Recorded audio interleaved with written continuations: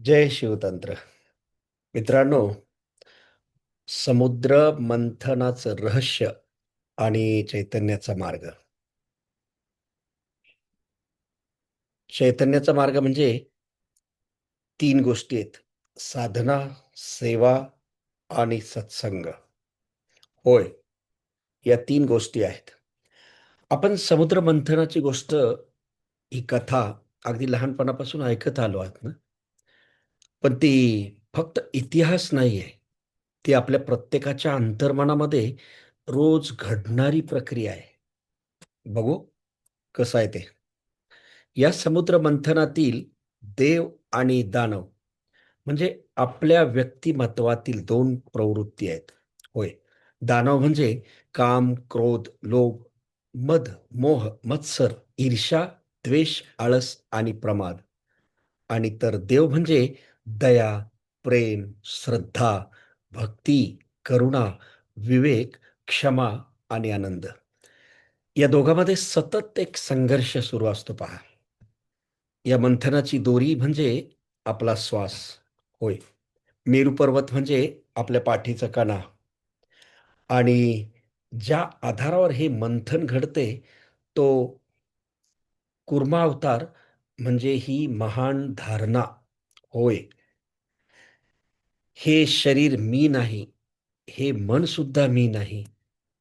शरीर आणि मनाच्या पलीकडे जे शुद्ध आहे, नित्य आहे, बुद्ध आहे, मुक्त आत्मतत्व आहे, तेच माझे खरे स्वरूप आहे. या धारणेवर उभे राहून जेव्हा साधना सुरू होते ना, तेव्हा आतल्या अंतरंगामध्ये समुद्र मंथन घडायला लागतं. सर्वप्रथम बाहेर येतो ते हलाहल विष. आता ते विष म्हणजे आपल्या मनातील नकारात्मकता, भीती, अहंकार, राग, द्वेष आणि जुन्या जखमा.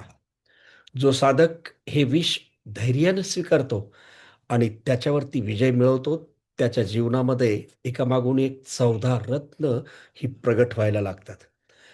कामधेनू म्हणजे आपल्या अंतरंगातील अमर्याद प्रतिभा आहे. उच्चश्रवा श्वास म्हणजे उच्चस्रवा अश्व म्हणजे त्या प्रतिभेला मिळालेला वेग, ऊर्जा आणि प्रगती आहे. ऐरावत म्हणजे स्थैर्य, समृद्धी आणि जीवनातील भक्कम आधार. होय.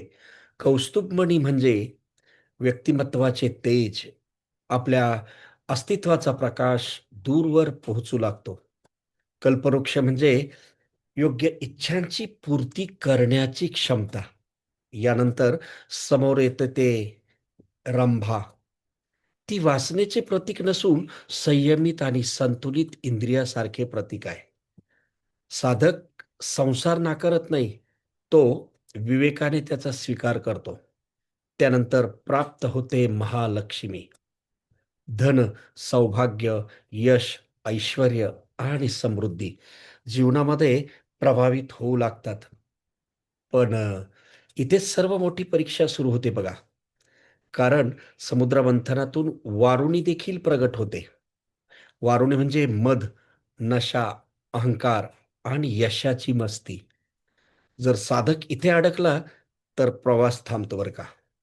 परंतु जो या मोहावर विजय मिळवतो ना, तो जीवनामध्ये प्रगट होतो. त्याच्या जीवनात जो प्रगट होतो तो चंद्र. चंद्र म्हणजे शीतल मन, स्थिर बुद्धी आणि शांत चित्त. यानंतर उमलतो पारिजात. त्याचा सुगंध म्हणजे आपल्या सद्गुणांची कीर्ती, जी कोणत्याही जाहिरातीशिवाय समाजामध्ये पसरते. मग वाजतो पांचजन्य शंख, जो आपल्या जीवनाचा घोष आहे. आपले अस्तित्व जगाला प्रेरणा देऊ लागते. त्यानंतर प्राप्त होते शारंग धनुष्य.